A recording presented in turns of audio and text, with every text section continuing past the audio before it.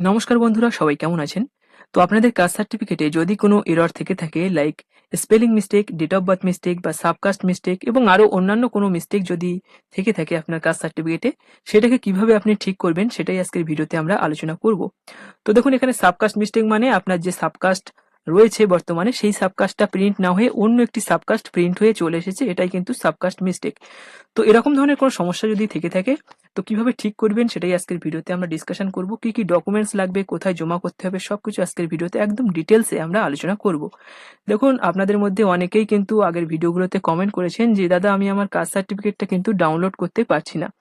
মানে আমার কাস্ট সার্টিফিকেটের যে নাম্বার রয়েছে সেটা দেওয়ার পর যখন ডেট অফ বার্থ দিচ্ছি তখন কিন্তু ডেট অফ বার্থটা ভুল দেখাচ্ছে। কিভাবে ঠিক করব? তো এটাই আমি আপনাদেরকে আজকের ভিডিওতে বলে দেবো, এবং আরো অন্যান্য যে সমস্যাগুলো রয়েছে সেগুলো কিভাবে ঠিক করবেন সেটাও কিন্তু আজকের ভিডিওতে আমি আপনাদেরকে জানিয়ে দেবো। দেখুন, কাস্ট সার্টিফিকেটের যে মিস্টেকগুলো হচ্ছে এগুলোকে কিন্তু দুটো ভাগে ভাগ করা হয়। একটাকে বলা হয় ইন্টারনাল এরর, আর একটাকে বলা হচ্ছে ফিজিক্যাল এরর। ইন্টারনাল এরর যদি হয় সেক্ষেত্রে কিন্তু আপনার সমস্যাটা কম, আর যদি ফিজিক্যাল এরর হয় সেক্ষেত্রে কিন্তু সমস্যা একটু হলেও বেশি। কেন বলছি? ইন্টারনাল এররটা শুধুমাত্র অনলাইনে আপনি দেখতে পাবেন। ধরুন আপনার ডেট অফ বার্থ ভুল রয়েছে, সেটা শুধুমাত্র অনলাইনে দেখতে পাবেন। আপনার কাছে যে ফিজিক্যাল সার্টিফিকেট রয়েছে সেখানে কিন্তু সেটা দেখা যাচ্ছে না। সেই জন্য আপনি খুব সহজে ওটাকে ঠিক করতে পারবেন, এবং আপনার ফিজিক্যাল যে সার্টিফিকেট রয়েছে সেটা আপাতত আপনি সব জায়গাতে ব্যবহার করতে পারবেন। আর আপনার ফিজিক্যাল কাস্ট সার্টিফিকেট মানে আপনার বাড়িতে যে কাস্ট সার্টিফিকেটটা আপনি নিয়ে এসেছেন, এনে রেখে দিয়েছেন, সেখানে আপনার নামের বানান ভুল রয়েছে বা সাবকাস্ট ভুল রয়েছে, সেক্ষেত্রে ফিজিক্যাল এরকম ধরনের যদি কোনো এরর থেকে থাকে সেক্ষেত্রে কিন্তু আপনার কাস্ট সার্টিফিকেটটা জমা করতে হবে। সেখানে একটু সমস্যা রয়েছে, কারণ অনেকদিন আপনার কাছে আপনার কাস্ট সার্টিফিকেটটা থাকবে না। তো এরকম একটা সমস্যা কিন্তু রয়েছে। তো আজকের ভিডিওতে সবকিছু ডিটেলসে ডিসকাশন করব যে কিভাবে কি কি করতে হবে, কোথায় জমা করতে হবে, কোন কোন ডকুমেন্টস আপনাকে দিতে হবে, সবকিছু আজকের ভিডিওতে ডিসকাশন করব। তো আসুন জেনে নিই।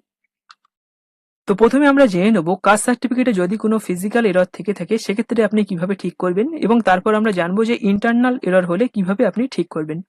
আর আপনি যদি এই পিডিএফটা নিতে চান সেক্ষেত্রে আমাদের টেলিগ্রামে জয়েন করতে পারেন, সেখানে কিন্তু আমি পিডিএফ গুলো দিয়ে দিই। তো আসুন জেনে নিই। তো এখানে কি বলছে, জাতিগত শংসাপত্র সংশোধনের জন্য প্রয়োজনীয় কাগজপত্র।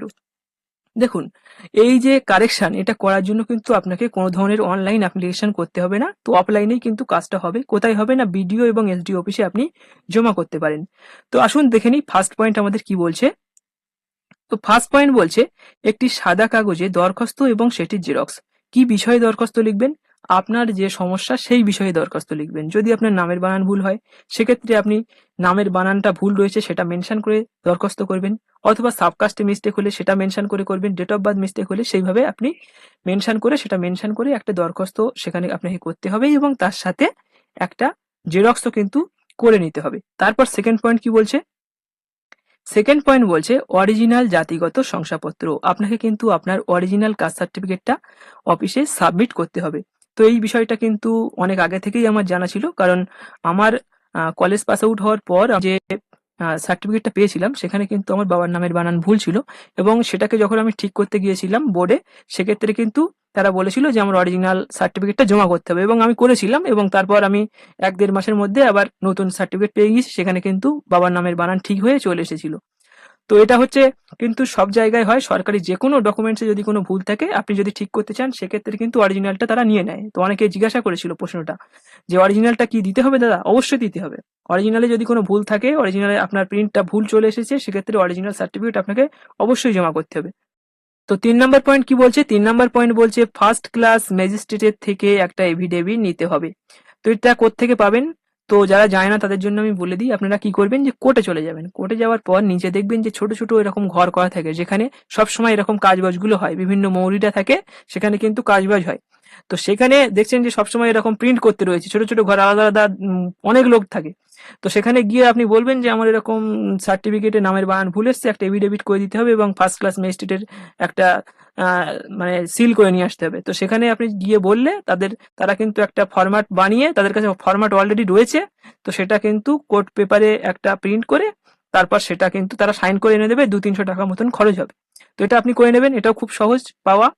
আচ্ছা, 4 নাম্বার পয়েন্ট কি বলছে? 4 নাম্বার পয়েন্ট এটাও সবার কাছে রয়েছে, আবেদনকারীর মাধ্যমিকের অ্যাডমিট কার্ড। তো অ্যাডমিট কার্ড যদি নাও থাকে, অনেকে তো মাধ্যমিক এখনো পর্যন্ত হয়তো পাস করেনি, বয়স কম রয়েছে, সেক্ষেত্রে এরকম ভুল চলে এসেছে সার্টিফিকেটে, সেক্ষেত্রে এখানে জন্ম সার্টিফিকেট আপনি দিতে পারেন, রেশন কার্ড অথবা ভোটার কার্ডের জেরক্স কিন্তু আপনি এখানে দিতে পারেন। তো সবগুলোই কিন্তু অ্যাভেলেবেল রয়েছে, সবার কাছেই এগুলো অ্যাভেলেবেল রয়েছে। আচ্ছা, 5 নম্বরে কি? 5 নম্বরে বলছে যে আবেদনকারীর পিতার ভোটার ও আধার কার্ডের জেরক্স। ঠিক আছে, তো এটা পিতার ভোটার কার্ড এবং আধার কার্ডের জেরক্সটাও দিয়ে দেবেন, এটাও কিন্তু প্রয়োজন। 6 নম্বরে কি বলছে? জাতিগত শংসাপত্রের অনলাইন স্ট্যাটাস কপি। কিভাবে স্ট্যাটাস চেক করবেন? তো আমি আগে দেখিয়ে দিয়েছি, আগের ভিডিওগুলোতে অনেকবারই দেখিয়ে দিয়েছি, এখনো চ্যানেলে রয়েছে। তো আপনার কাস্ট সার্টিফিকেটের স্ট্যাটাস কিন্তু আপনি অনলাইন থেকে খুব সহজে চেক করে নিতে পারবেন। তো সেটার একটা প্রিন্ট করে সেটাও কিন্তু দিতে হবে। এবং 7 নম্বরে কি বলছে? যে 2টো পাসপোর্ট সাইজ ফটো। তো 2টো পাসপোর্ট সাইজ ফটো আপনাকে তুলে সেটা কিন্তু ওখানে সাবমিট করতে হবে। 2টো পাসপোর্ট সাইজ ফটো এখানে দিলে কিন্তু আপনার এখানে মোটামুটি ফিজিক্যাল যে এখানে কারেকশন সেটা কিন্তু হয়ে যাবে। তো 1 মাস পরে আপনি খোঁজ নিলে পেয়ে যাবেন সার্টিফিকেট। তো এটা কিন্তু ফার্স্ট কাজ হয়। তো এখানে 7টা কিন্তু এখানে পয়েন্ট আপনি দেখতে পাচ্ছেন। তো এই 7টা পয়েন্টের মধ্যে প্রতিটাই কিন্তু আপনাকে জোগাড় করতে হবে, এবং এগুলো জোগাড় করা কিন্তু কোনো কঠিন কাজ না, এগুলো সবার কাছেই রয়েছে। তো এগুলো জোগাড় করে আপনাকে বিডিও অফিস বা এসডি অফিসে সাবমিট করতে হবে। তো এবার আমরা জেনে নেব, যদি ফিজিক্যাল সার্টিফিকেট ঠিক থাকে এবং অনলাইনে কোনো ভুল আসছে, মানে ডেট অফ বার্থের কোনো ভুল আসছে, মানে ইন্টারনাল যদি কোনো এরর থেকে থাকে, সেক্ষেত্রে আপনি কিভাবে ঠিক করবেন। তো এখানে আপনি দেখতে পাচ্ছেন, যদি অরিজিনাল জাতিগত শংসাপত্র ঠিক থাকে, মানে আপনার কাছে যে ফিজিক্যাল কাস্ট সার্টিফিকেটটা রয়েছে সেটা ঠিকঠাক রয়েছে, এবং অনলাইনে যখন আপনি চেক করছেন সেখানে কিছু মিস্টেক আপনি দেখতে পাচ্ছেন, ডেট অফ বার্থের মিস্টেক রয়েছে বা অন্য কোনো অ্যাড্রেসের মিস্টেক দেখাচ্ছে, সেক্ষেত্রে এটাকে আপনি কিভাবে। তো আসুন সেটা এবার আমরা জেনে নিই। তো এটা খুবই সহজ। তো এটার জন্য আপনাকে প্রথমে কি করতে হবে? একটি সাদা কাগজে দরখাস্ত এবং সেটির জেরক্স, যেটা আমি প্রথমেই বলেছি। তো ইন্টারনাল এবং ফিজিক্যাল দুটোর জন্যই কিন্তু আপনাকে দরখাস্ত করতে হবে, জেরক্স করতে হবে। তারপর বলছি যে জাতিগত শংসাপত্রের জেরক্স, এখানে জেরক্স দিলে কাজ মিটে যাবে। ঠিক আছে, ইন্টারনাল যদি কোনো আপনি আপডেট করতে চান সেক্ষেত্রে অনলি জেরক্সে কাজ মিটে যাবে, আর ফিজিক্যাল করতে গেলে কিন্তু আপনার অরিজিনাল সার্টিফিকেট জমা করতে হবে। 3 নাম্বার আপনি এখানে দেখতে পাচ্ছেন জাতিগত শংসাপত্রের অনলাইন স্ট্যাটাস। তো অনলাইনের স্ট্যাটাসটা কি রয়েছে সেটা আপনি চেক করে নেবেন, সেই স্ট্যাটাসটার একটা প্রিন্ট নিয়ে সেটা কিন্তু আপনাকে জমা করতে হবে। 4 নাম্বার কি বলছে? আবেদনকারীর মাধ্যমিকের অ্যাডমিট কার্ড, জন্ম সার্টিফিকেট, রেশন কার্ড অথবা ভোটার কার্ড এখানে জমা করতে হবে।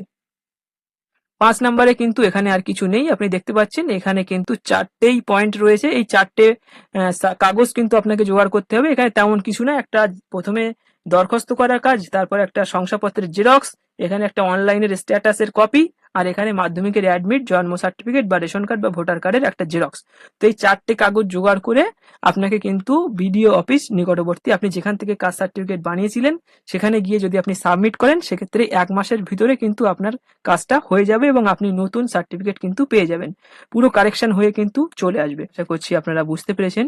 তো এই সমস্ত ডকুমেন্টসগুলো কিন্তু আপনাকে জোগাড় করতে হবে। ফিজিক্যাল সার্টিফিকেট যদি মিস্টেক থাকে তাহলে আপনাকে 7টা কাগজ জোগাড় করতে হবে, এবং এখানে যদি অনলাইনে শুধুমাত্র ভুল দেখায়, ইন্টারনাল কোনো এরর যদি থেকে থাকে, সেক্ষেত্রে 4টে কাগজ আপনাকে জোগাড় করে কিন্তু সাবমিট করতে হবে। কোথায়? না, যেখান থেকে আপনি কাস্ট সার্টিফিকেট বানিয়েছেন, যে এসডি অফিস বা বিডিও অফিসে জমা করেছিলেন, ঠিক সেই এসডি অফিস বা বিডিও অফিসে গিয়ে যদি আপনি জমা করেন, সেক্ষেত্রে খুব সহজে কিন্তু আপনার কাজটা হয়ে যাবে। তো আজকের এই ভিডিওটি এখানে শেষ করব। ভিডিওটি ভালো লাগলে অবশ্যই ভিডিওটিকে লাইক করবেন, বন্ধুদের সাথে শেয়ার করবেন, এবং আপনি যদি আমাদের ইউটিউব চ্যানেলে প্রথমবার ভিজিট করেন সেক্ষেত্রে অবশ্যই চ্যানেলটিকে সাবস্ক্রাইব করে পাশে থাকবেন। ধন্যবাদ।